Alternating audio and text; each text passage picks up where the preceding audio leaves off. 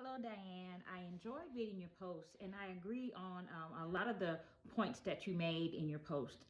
Specifically, how while the foundations and the basics were both exhibited by Sales and Dr. Ripley, how they also addressed conflict differently, or how they also used different methods to identify the conflict.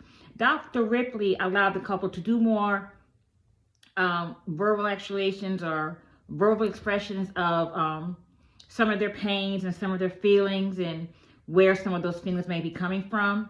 And in just the opposite, Sales actually created a diagram and gave the couple a visual of their feelings. So as well as, where those feelings may be coming from and their fears. So the couple actually had a visual of not only what they were thinking, but also what their spouse was thinking.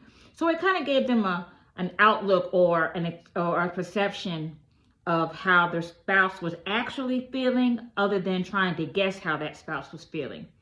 And both approaches also implemented or discussed the family systems of the husband and the wife, as far as some of their past experiences of watching how their parents handle conflict, or how they felt when they saw their parents handle that conflict, and even how that influenced their behaviors as husband and wife.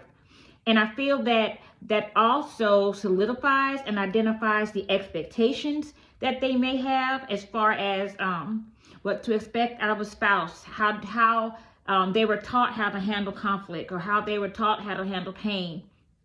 And I believe that once that is identified and once that's understood, then grace can be extended, because you know their expectations. And on page 125 in our book, it says, grace is an unmerited gift that remains in the presence of pain, and it surrounds and it soothes. Grace diffuses the need of defenses. So I feel like once they can understand that the spouse has this history, or the spouse perceives things this way, then they can assure that spouse that that's not what they meant, or that they can apologize to that spouse and they can practice that forgiveness, but also to give each other that grace to know that they're human and their expectations may not be the same, but give them the grace to each other to try to work it out and work together as an us.